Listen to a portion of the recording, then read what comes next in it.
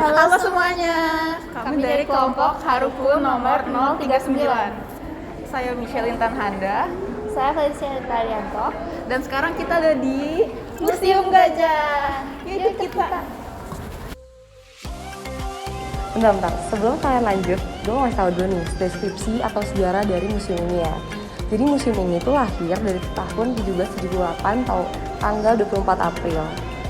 Dan ini dibentuk di saat masa pemerintahan Inggris. Dan itu dibentuk karena adanya sumbangan gedung dari Direktur Batavia Genootschap van Kunsten en Wetenschappen gitu. Yaudah yuk lanjut yuk.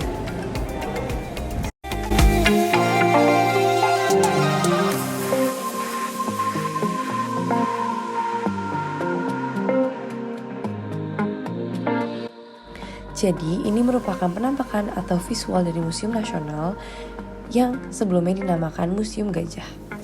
Ini dikarenakan oleh hadiahnya patung gajah dari berbahan perunggu oleh Raja Thailand pada tahun 1871.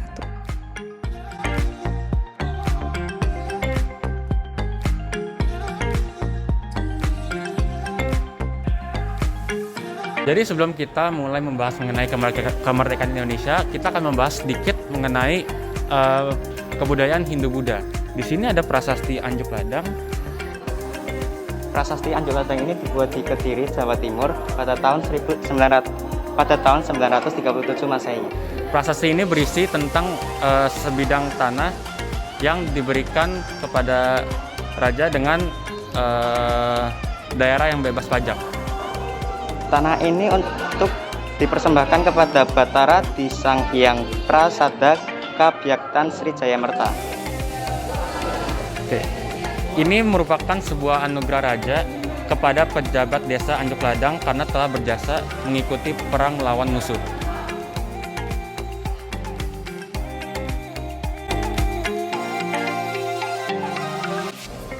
Hai guys, jadi sebelum lanjut lagi nih, kita mau menceritakan dulu, ngasih tahu beberapa contoh dulu dari masa Hindu-Buddha.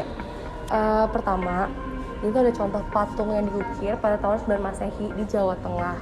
Ini merupakan patung Agastya yang merupakan murid kesayangan Dewa Siwa karena dia telah menyebarkan agama Hindu melewati dengan menyeberangi lautan. Selanjutnya ada Ratna Sambawa, yaitu seorang Dhyani muda yang menguasai arah selatan.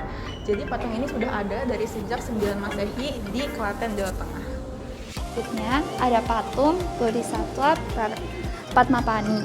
Nah, Bodhisattva kasih sayang penyelamat manusia dari keadaan berbahaya. Digambarkan membawa bunga Padma dalam agama Buddha Mahayana. Nah, patung ini sudah ada sejak 9 Masehi dan kemungkinan dari Magelang, Jawa Tengah.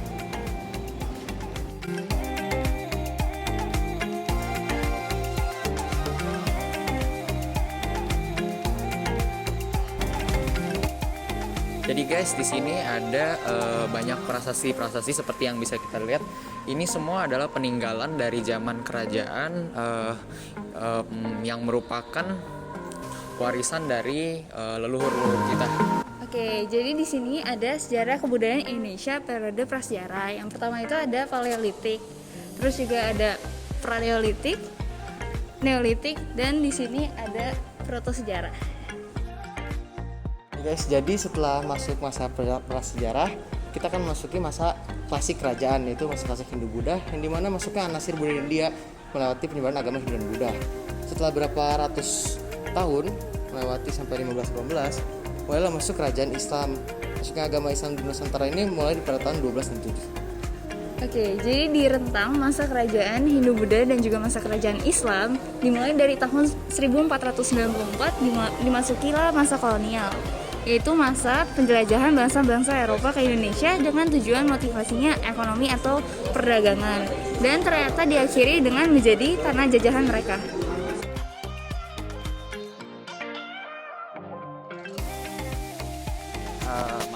Sekarang ini masuk ke masa pergerakan nasional, di mana perjuangan yang dari tadinya bersifat kedaerahan menjadi perjuangan bersifat organisasi atau modern.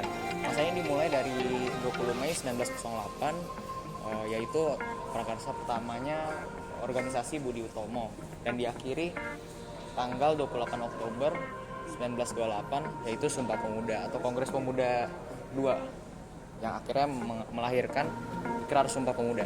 Nah, sekarang ada di masa menjelang kemerdekaan. Ya, seperti yang kita tahu, masa menjelang kemerdekaan ini kan sebelum kemerdekaan. Momentumnya itu ada di tanggal 6 dan 9 Agustus ketika Hiroshima dan Nagasaki dibom, yang menyebabkan akhirnya tanggal 15 Agustus itu Kaisaran Jepang menyerah. Nah, di sela-sela itu tanggal 16 Agustus itu ada peristiwa Rengas Dengklok, di mana pemimpin negara kita Pak Soekarno dan Muhammad Hatta diculik untuk membuat teks proklamasi, yang akhirnya proklamasi terjadi tanggal 17 Agustus tahun 1945.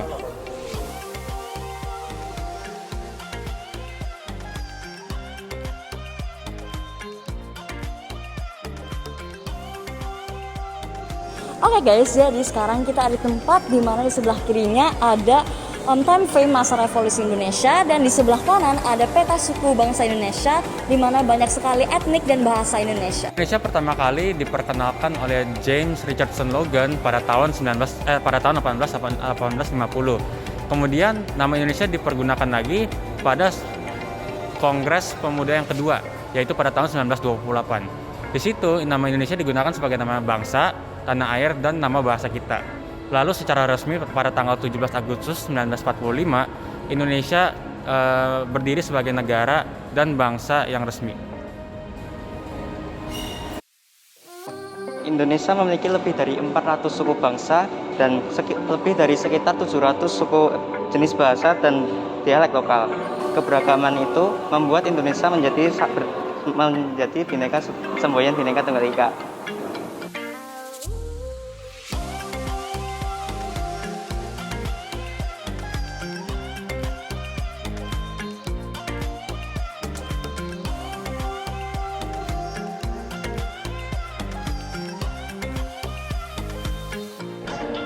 Halo semua, balik lagi. Jadi sesudah kita menceritakan dan memberikan beberapa contoh mengenai prasasti dan juga patung ukiran di masa Hindu-Buddha, kita ingin menceritakan cerita lucu lagi pada saat sebelum kemerdekaannya. Jadi sebelum sangsaka merah putih itu dikibarkan pada saat proklamasi 1945,